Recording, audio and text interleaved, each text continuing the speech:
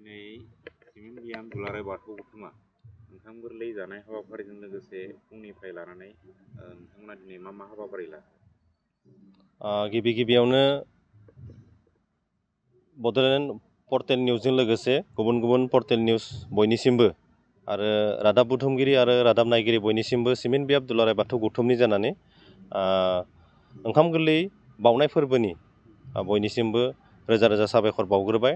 जों दिनै ओंखाम गोरलै बाउनाय बे फोरबोजों लोगोसे फुंबिलिनिफ्राय गोथार बाथौ थानसालि साखोन सिखोन खालामनायजों लोगोसे नैथि हाबाफारि जोङो गोथार धोरोमारि फिरफिला बिरहोनाय, रुंसारि बाथौसा बिथांमोनखौ बिबार बावजेननाय, आर'ज मोनथिना आरो गोथार हाबाफारिजों सोमोन्दो लाखिनानै जों सिमेन्ट बियाम दुलाराय बाथौ गौथुमा सिजौआरि आर'ज आरो मोनथिना बिजाब जोङो दिहुनदोंमोन। बेखौ दिनै बेखेवदों।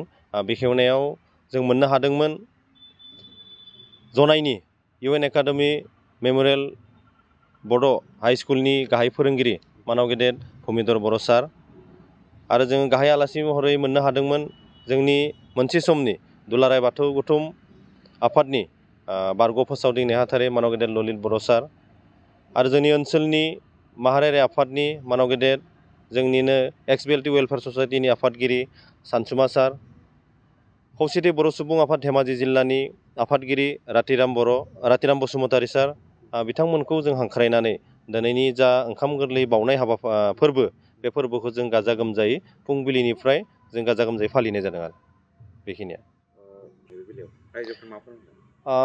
बे बेलायाव जोंनिसिम दासिम जों मिथिनायाव सिमेन्ट बियाम दुलाराय बाथौ गौथुम आरो बोखावजाय लखिमपुर जिल्ला दुलाराय बाथौ गौथुमा जोंनो जाखिनि थांखिफोर दैथायहरदों दुलाराय बाथौ गौथुमनिफ्राय जों दिनै नंगौ जोंनि धोरोमनि जा आसार खान्थि जोंनि बाउनाय थिनायनिफ्राय लाना जोंनि हारिमुनिफ्राय लानानै बाथौ धोरोमाव जे मोनसे गोथारथि दंमारो आरो आलदायै मोनसे सिनायथि दङ। बे खोथाखौ लानानै आरजिआइजों लोगोसे दुलाराय बाथौ गौथुमा दिनैसिम जा हाबाफारिखिनिखौ जों आवगायबाय दङ जों मिथिनायाव जों जे मोनसे समाव प्राय 80% आवगायबाय जों मिथिनायाव जोङो मोनसे समाव बाथौ जिम लिरनो मोनगोन जों बर'फ्रा बेयो प्राय रोखा जाबाय दं। जोङो दा बे बेलायाव जों गोग्गानो हागोन जोंखौ खावलायदों जोंनि सरकारि भाबै जिखुनु जोङो माबाफोर साख्रि एप्लाइ खालाम बा जिखुनु फरायसालिनि माबाफोर एग्जाम हो अफिसियेलि माबाफोर फर्मफोर फैयोब्ला जों बेवहाय आदार्सआव बाथौ जिम बा बाथौ बेखौ लिरनो हागोन होननानै दुलाराय बाथौ गौथुमनिफ्राय जोंनो रोखा फोरमायदों। बेखायनो आङो ओनसोलनि आरो जोंनि बर' माहारि गासै बाथौआरिफोरखौ आं बेखौनो खावलायगोन जों बयबो बे आदार्स जिथु जों फर्मफोर फिलआप खालामनाय आदार्स थायो बेवहाय जों बयबो बाथौ बेखौ लिरनो थाखाय आं गुरैयै सिमेन्ट बियाम दुलाराय बाथौ गौथुमनि जानानै गाहाय नेहाथारि जानानै आं बेखौनो खावलायदों आरो साबायखर थाबाय। सिमेन्ट दख'रा दुलाराय बाथौ गौथुमनि गेजेरजों दिनै ओंखाम गोरलै जानाय फोरबोजों लोगोसेयैनो बिथांमोना सिजौआरि मोनसे लेखा सुजुनानै दिहुनफादों। जोबोद गोजोनथाव बाथ्रा। धोरोमा मुलुगनां जानोब्ला जों निजेखौनो जों धोरोम सिबिनायजों लोगोसेयैनो जोंनि जा नेमखान्थि आर'ज गासैखौबो फेहेरनो थाखाय जों हयथ' नाजानांगोन। दा बे बेलायाव सिमेन्ट दख'रा दुलाराय बाथौ गौथुमनि गेजेरजों बिथांमोना जि सिजौआरि बाथौ गौथुमनि गेजेरजों सिजौआरि लेखा मोनसे दिहुनबाय। बेहाय आंखौ आलासि हिसाबै हयथ' बिथांमोना लिंहरदों। आं बिथांमोनखौ निस्सय साबायखर बावदों जे बे बिजाबनि गेजेरजों बिथांमोना बेखौनो हयथ' फोरमायनो नागिरदों जे बाथौ धोरोमा मुलुगनां जानो थाखाय बयबो बे लाइमोननिफ्राय लानानै गासैबो हारि माहारियानो जों बेखौ फेहेरनो थाखाय नाजानांगौ। बे बेलायाव बिथांमोना आर'जजों लोगोसेयैनो आरो आर'ज सिजौआरिजों मोनसे आर'ज मोनथिना गायनाय मोनसे हयथ' आर'ज दिहुनदेरदों। बे जोंनि थाखाय जोबोद साबायखर। मानोना दिनै बाथौ धोरोमा मुलुगनां जानो थांगासिनो दङ। दिनै बाथौ धोरोमखौ जोङो बाथौ जिम खालामनो हयथ' नाजागासिनो दङ।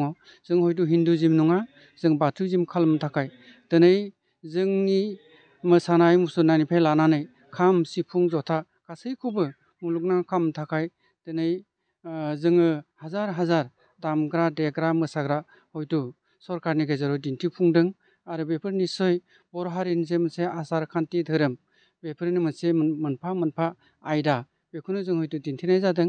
आरो बे बेलायाव सिमेन्ट सापरियाव बे गासै दिगखौबो बिथांमोना जोबोद गोसो गुदुङै गासै दिगाव आखा फाखा जानानै बे बाथौ धोरोमखौ फेहेरनाय फोसावनायाव बिथांमोना आग भाग लादों।